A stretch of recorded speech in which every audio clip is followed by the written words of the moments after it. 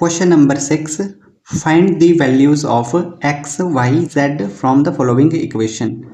अब इसके first part में आपको दो मैट्रिसेस दी हुई है और उनके बीच साइन लगा है इक्वल का, और आपने यहाँ से वैल्यू निकालनी है एक्स वाई और ये है आपका जेड। सो हमने इंट्रोडक्शन वाले पार्ट में पढ़ा था कि अगर दो मैट्रिसेस इक्वल होती है तो उनके कोरस्पॉन्डिंग एलिमेंट भी इक्वल होते हैं। तो यहाँ पर देखो इनके कोरस्पॉन्डिंग एलिमेंट क्या है, यहाँ पर A11 की जगह 4 है और यहाँ पर है y, यहाँ पर A12 की जगह 3 है, यहाँ पर z है। तो आप इन एलिमेंट को कंपेयर करो। तो यहाँ पर आप पहले एक लाइन लिखोगे, ऑन कंपेयरिंग कोरेस्पॉन्डिंग एलिमेंट्स। तो अब आप इनको कंपेयर कर लो। यहाँ से देखो 4 इज इक्वल टू 4 किसके इक्वल हो जाएगा, y के इक्वल। तो यहाँ से इसको लिख सकता हूँ मैं y इज इक्वल टू 4। अब यहाँ पे देखो A12 पे है 3 और ये किसको इक्वल हो जाएगा, z के इक्वल हो जाएगा। तो यहाँ से मुझे मिल जाएगा z इज इक्वल टू 3। अब यहाँ पर A21 की जगह x है और यहाँ पर 1 है, तो ये भी आपस में हो जाएंगे इक्वल। और 5 तो 5 के इक्वल आ ही रहा है, तो आपको यहाँ से वैल्यू मिल जाएगी एक्स वाई जेड की। तो x आ रहा है 1, y 4 आ रहा है, z आ रहा है 3। तो लास्ट में आप लिखोगे therefore x is equal to 1, y is equal to 4 and z is equal to 3। तो अब देखो इसका सेकंड पार्ट, यहाँ पे भी आपको दी है दो मैट्रिसेस, उनके बीच में लगा है इक्वल का साइन। तो मतलब इनके जो कॉरेस्पॉन्डिंग एलिमेंट है वो भी क्या होंगे, इक्वल होंगे। तो यहाँ पर आप वो लाइन लिख लो, ऑन कंपेयरिंग कॉरेस्पॉन्डिंग एलिमेंट। तो यहाँ से मुझे वैल्यू मिल जाएगी x plus y is equal to 6 के इक्वल आ रहा है, और यहाँ से आप देखो 2 तो 2 के इक्वल है ही, और यहाँ से 5 प्लस z ये आ रहा है 5 के बराबर, 5 plus z is equal to 5। और यहाँ से मुझे मिल रहा है x y is equal to 8। तो इस तरह से आपके पास ये तीन इक्वेशन आ जाएगी। अब देखो आप इस इक्वेशन से देखो, आप यहाँ से किसी भी एक जो आपका वेरिएबल है उसकी वैल्यू निकाल लो, या तो x की वैल्यू यहाँ से फाइंड आउट करो या y की वैल्यू फाइंड आउट करो। तो मैं यहाँ से x की वैल्यू ले लेता हूँ। x मुझे मिल जाएगा यहाँ पे 6 माइनस में y। अब यहाँ से देखो 5 प्लस z है, मुझे यहाँ से z की वैल्यू चाहिए। तो 5 लेफ्ट से राइट में जब जाएगा तो ये आएगा 5 माइनस 5 और ये हो जाएगा 0। तो z तो मुझे यहाँ से मिल गया है। अब मुझे चाहिए x एंड y। तो यहाँ पर आपने x की वैल्यू निकाली है 6 माइनस वाई, इसको आप दे दो इक्वेशन 1 और इसको दे दो आप इक्वेशन 3। अब आप इस x की वैल्यू को यहाँ पर भर दो, तो यहाँ से आपको मिलेगी y की वैल्यू। तो मैं यहाँ पे लिख देता हूँ, put x is equal to 6 minus Y in 3। तो यहाँ से मुझे मिल जाएगा x की जगह मुझे भरना है 6 माइनस वाई, तो ये हो जाएगा 6 माइनस वाई, और बाहर भी है y इज इक्वल टू 8। तो जब मैं इसको सॉल्व करूँगा तो ये हो जाएगा 6y minus Y into Y हो जाएगा y square is equal to 8। अब यहाँ से देखो 6y माइनस वाई स्क्वायर, अब जब मैं 8 को लेफ्ट पे लेके आऊँगा तो ये हो जाएगा माइनस में इज इक्वल टू 0।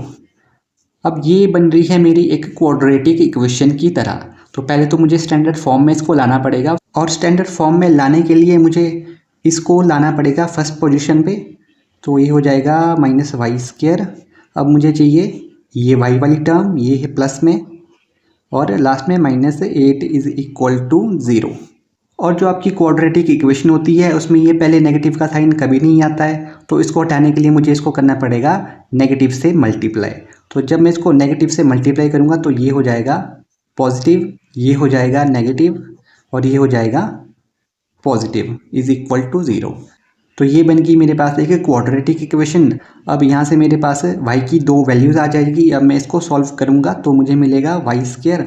अब यहाँ से देखो -6y के मेरे को दो पार्ट बनाने हैं, जिनका प्रोडक्ट मुझे मिलना चाहिए 8y स्क्वायर के इक्वल, और उनका एडिशन या सब्ट्रैक्शन मुझे मिलना चाहिए -6y के इक्वल। तो ऐसे पेयर यहाँ से हो जाएंगे -2y और -4y प्लस 8। अब देखो यहाँ से माइनस करने पर ये आ रहा है 6y माइनस में, और जब इनको हम मल्टीप्लाई करेंगे तो ये हो जाएगा 4 इंटू 2 8 एंड y स्क्वायर, और माइनस इंटू माइनस हो जाएगा प्लस। तो यहाँ से अब देखो इन दो से मेरे पास y कॉमन आ रहा है, तो अंदर यहाँ पे बचेगा वाई माइनस 2, और यहाँ पर भी देखो यहाँ पर कॉमन आ रहा है आपका 4, और माइनस का 4 आपने लेना है कॉमन, और अंदर आपको मिल जाएगा वाई माइनस 2, बिकॉज हमको यहाँ पर भी वही वैल्यू चाहिए होती है जो यहाँ पर आई होती है, इसलिए मैंने यहाँ पर माइनस कॉमन लिया है। आप इसको चेक भी कर सकते हो, जब आप इसको खोलोगे तो आपको मिलेगा -4y, और 4 इंटू 2 8, और माइनस इंटू माइनस प्लस, तो यही चीज़ आपको मिलेगी इसको ओपन करने पर। सो यहाँ से आपके पास y की 2 वैल्यू आ जाएगी। अब देखो यहाँ पर 0 है, यहाँ पर भी 0 है, and y minus 4 equal to 0।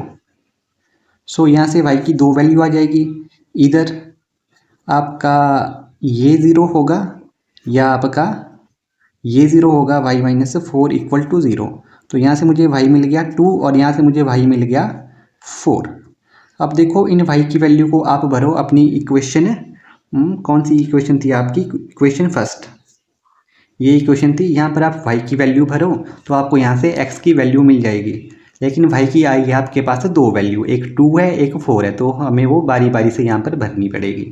तो पहले आप इक्वेशन को लिख लो। तो यहाँ पे लिखूँगा मैं, putting the values of y in equation number 1। तो आपकी इक्वेशन नंबर 1 है x is equal to 6 minus y. तो यहाँ पर भर के देखो, तो पहले मैं भरूँगा यहाँ पर 2, तो यहाँ से मुझे मिलेगा 6 माइनस 2, ये हो जाएगा 4, और यहाँ से मुझे मिलेगा 4 भरने पर x इक्वल टू 6 माइनस 4, ये आया 2। सो अब आप लास्ट में लिखोगे x, y एंड z की वैल्यू। सो x और y की तो हमारे पास 2 वैल्यू आई है, लेकिन z की हमारे पास एक ही वैल्यू है 0। सो यहाँ से देखो, जब हमने y 2 रखा था तो x की वैल्यू 4 आई थी, और z हमारे पास 0 है। और यहाँ से देखो, जब हमने y कितना रखा था, 4 रखा था, तब हमारे पास x की वैल्यू कितनी आई है 2, और z तो 0 है ही पहले से, तो ये आपकी वैल्यू इसकी हो जाएगी। थर्ड पार्ट में आपके पास ये 2 मैट्रिसेस है, तो यहाँ पे भी आपको पहले लिखना है ऑन कंपेयरिंग कोरस्पॉन्डिंग एलिमेंट्स। तो यहाँ से आपको मिल जाएगी x plus y plus Z is equal to, किसकी इक्वल होगा, ये 9 के इक्वल होगा। x प्लस जेड इक्वल होगा 5 के, और y प्लस जेड ये इक्वल होगा आपका 7 के। तो इसको आप नाम दे दो इक्वेशन 1, इक्वेशन 2, इक्वेशन 3। अब आप यहाँ पे देखो इक्वेशन 2 में यहाँ पर है x plus Z is equal to 5, तो इस वैल्यू को आप यहाँ पे रख दो, x प्लस जेड की जगह रख दो आप 5। तो यहाँ पे लिखूँगा मैं, पुट इक्वेशन 2 इन 1। सो यहाँ से मुझे मिलेगा x plus Z is equal to 5, और यहाँ से बचेगा मेरे पास only y, because x plus Z पे तो मुझे 5 भरना है, तो ये हो जाएगा 5 plus y is equal to 9। तो यहाँ से मुझे y कितना मिलेगा, y is equal to 9 minus 5, तो ये हो जाएगा 4। अब देखो आप इक्वेशन 1 और 3 को, 3 में है y plus Z is equal to 7, इसको मैं पुट कर दूंगा 1 की जगह। y प्लस जेड मुझे कितना मिल जाएगा यहाँ पे 7, तो इसकी जगह मैं भर सकता हूँ 7। तो अब मैं लिखूँगा पुट 3 इन 1, तो ये हो जाएगा x प्लस, देखो इसकी जगह 7 भरना है मुझे, इज इक्वल टू 9 है। तो यहाँ से x की वैल्यू कितनी आ जाएगी, x की वैल्यू आपको मिलेगी 9 माइनस 7 इज इक्वल टू, ये हो जाएगा 2। अब लिखूँगा मैं put x is equal to 2 in, अब देखो अगर आप x की वैल्यू यहाँ पे 2 भरते हो तो यहाँ से आपको z की वैल्यू भी मिल जाएगी। तो यहाँ पे लिखूँगा put x equal to 2 in equation 2। So यहाँ से हो जाएगा x plus 2 is equal to 5, और यहाँ से सॉरी x की जगह मुझे 2 भरना है यहाँ पे, तो ये हो जाएगा 2 प्लस z। अब मुझे z कितना मिलेगा, 5 माइनस 2, तो ये हो जाएगा 3। तो आपको x भी मिल चुका है, y भी और z भी। तो लास्ट में आप लिखोगे therefore x is equal to, x की वैल्यू देखो 2 है, y की वैल्यू 4 है, और z की वैल्यू आपकी 3 है। तो इस तरीके से आपका ये क्वेश्चन हो जाएगा solve. Question number 7, find the values of a, b, c and d from the equation. अब देखो इसमें भी आपको क्वेश्चन नंबर 6 की तरह ही दी है, 2 मैट्रिसेस, बीच में इक्वल का साइन है। अगर ये इक्वल है तो इनकी कोरस्पॉन्डिंग एलिमेंट भी क्या होंगे, इक्वल। तो यहाँ पे आप लाइन लिख लेना, ऑन कंपेयरिंग कॉरस्पॉन्डिंग एलिमेंट। तो यहाँ से मुझे वैल्यू मिलेगी a minus b is equal to, ये देखो -1 के इक्वल हो जाएगा, 2a प्लस सी ये इक्वल होगा 5 के, और यहाँ से 2b माइनस बी ये इक्वल होगा 0 के, और 3c प्लस डी ये आपका इक्वल हो जाएगा 13 के। अब आप इनको इक्वेशन दे दो, इसको 1 दे दो, 2, 3 एंड 4। अब आप यहाँ से देखो, जब मैं इस इक्वेशन 3 में से इक्वेशन 1 को सब्ट्रैक्ट करूँगा तो b से b कैंसिल हो जाएगा और मुझे वैल्यू मिलेगी यहाँ से a की। यहाँ पे आप करके देख लो, इक्वेशन 3 आपकी ये है, तो यहाँ पर है 2a minus b is equal to 0। इसमें से मैं सब्ट्रैक्ट करूँगा इक्वेशन 1 को, ये है a minus b is equal to 0, और यहाँ पर आपके साइन हो जाते हैं चेंज, जो प्लस का है वो हो जाता है माइनस और जो माइनस का वो हो जाता है प्लस। अब देखो यहाँ पे माइनस बी से ये प्लस बी कैंसिल, और यहाँ से 2a माइनस ए, दो में से एक घटाया तो एक a ही आपका रह जाएगा, और ये a आ रहा है आपका किसके इक्वल है, इज इक्वल टू, यहाँ पे 0 नहीं है, यहाँ पर है देखो इसमें 0 है और इसमें है -1, तो इसका साइन भी चेंज हो जाएगा, तो ये आपको मिल जाएगा प्लस का 1। तो यहाँ से मुझे मिलेगा, देखो मैं क्या करूँगा, imply 3 minus 1 is equal to, तो ये मुझे देगा a की वैल्यू कितनी आएगी यहाँ से 1, तो इसको मैं पुट कर दूँगा, put a is equal to 1 in, तो आप इसको यहाँ पर इक्वेशन 3 में जब a को भरोगे तो आपको यहाँ से b की वैल्यू मिल जाएगी, तो यहाँ मैं इसको भरूँगा इन इक्वेशन 2। सो यहाँ से देखो a की जगह मुझे 1 भरना है, तो 2 into 1 minus b is equal to, ये 0 है तो ये हो जाएगा, आपने इसके नीचे लिखना है, यहाँ पे मैं यहाँ पे लिख रहा हूँ बिकॉज स्पेस यहाँ पर कम है, तो ये हो जाएगा 2 minus b is equal to 0। देखो b यहाँ पर माइनस का है, इसको लेके जाओ आप राइट पे, तो ये हो जाएगा प्लस का b, तो यहाँ से मुझे b की वैल्यू मिल गई 2। अब आप a की वैल्यू भरो यहाँ पर इक्वेशन 2 में, तो आपको मिल जाएगी c की वैल्यू, तो मैं a में 2 में भरता हूँ a की वैल्यू, यहाँ पे लिखूँगा मैं put a equal to 1 in equation 2। So यहाँ से हो जाएगा 2 into 1 plus c is equal to 5, और यहाँ से मुझे मिल जाएगी c की वैल्यू, तो 2 इंटू 1 2 होता है, plus c is equal to 5, और यहाँ से देखो c इज इक्वल टू 5, 2 यहाँ पे प्लस हो रहा है, यहाँ जाके माइनस हो जाएगा, तो c मुझे मिल जाएगा यहाँ से 3। अब मुझे c भी मिल गया है, b भी मिल गया है और a भी मिल गया, अब मेरे पास बचा d। तो इस इक्वेशन में आप c की वैल्यू भरो, तो यहाँ से आपको d की वैल्यू मिलेगी। तो अब आप यहाँ पे लिख भी लो कि put c is equal to 3 in 4th equation. So यहाँ से देखो 3 into 3 plus D is equal to 13। So ये हो जाएगा 3 इंटू 3 होता है 9 plus D is equal to 13। तो डी यहाँ से आपको मिलेगा 13 minus 9 that is equal to 4। अब आपको ए भी मिल गया है, बी भी मिल गया है, सी भी मिल गया है और डी भी मिल गया है। तो लास्ट में आप लिखोगे therefore a is equal to 1, b is equal to 2 और सी की वैल्यू 3 है और डी की वैल्यू 4 आई है। तो ये हो जाएगा आपका इसका answer. Question number 8, A is equal to aij m cross n is a square matrix if a m is less than n, m is greater than n, m is equal to n, none of this. तो हमने introduction वाले part में पढ़ा था कि square matrix क्या होती है, जहाँ पर नंबर ऑफ रोज इक्वल होता है नंबर ऑफ कॉलम के। तो ये आपका रिप्रेजेंट करता है नंबर ऑफ रोज और ये रिप्रेजेंट करता है नंबर ऑफ कॉलम।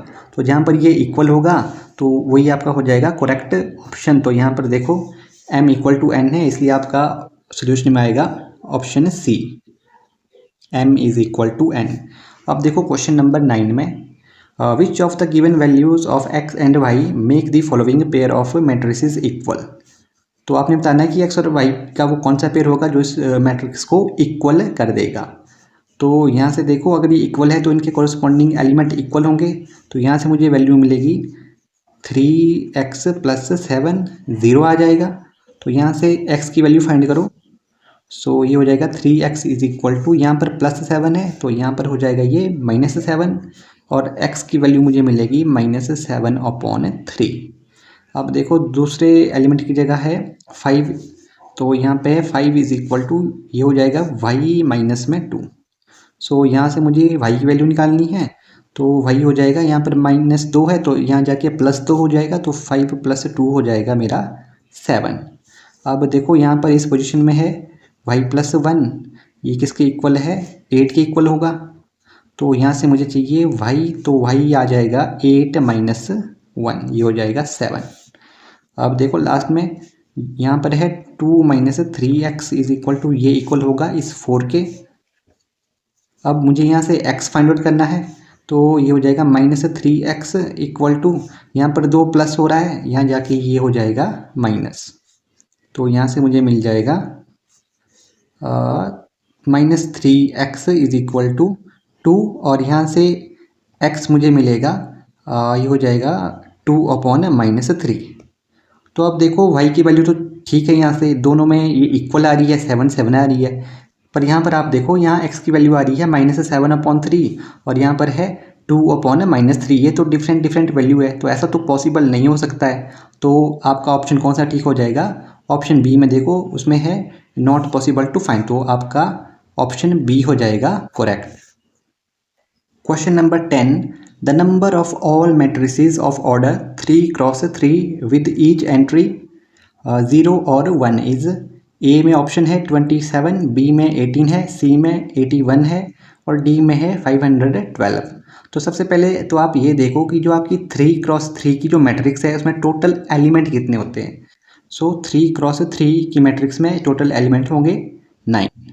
यहाँ देखो, अब आप मान लो कि आपके पास है ये एक प्लेस और इसमें आपने वैल्यू भरनी है 0 और 1, तो ऐसे कितने पॉसिबल वेज है इसमें 0 और 1 भरने के, दो ही होंगे, एक तो 0 होगा या तो 1 होगा। तो इसको मैं एक फॉर्मूले के साथ फाइंड कर सकता हूँ और वो फॉर्मूला है, देखो टोटल एलिमेंट कितने भरने हैं मुझे 2, तो बेस में 2 आ जाएगा और कितने प्लेस है यहाँ पर, एक ही प्लेस है तो इसकी पावर में आ जाएगा 1, तो ये हो जाएगा 2। लेकिन यहाँ पर देखो 3x3 की जो मैट्रिक्स है उसमें टोटल एलिमेंट है 9, तो मतलब 9 प्लेसेस में अब मुझे भरने हैं 0 और 1। तो मेरे पास पॉसिबल वेज कितने आएंगे, 2 की पावर में 9 और 2 की पावर 9 होती है 512। तो आपका ऑप्शन कौन सा ठीक होगा, ऑप्शन डी। तो ये था एक्सरसाइज 3.1 का लास्ट क्वेश्चन और 3.2 करेंगे हम नेक्स्ट वीडियो में।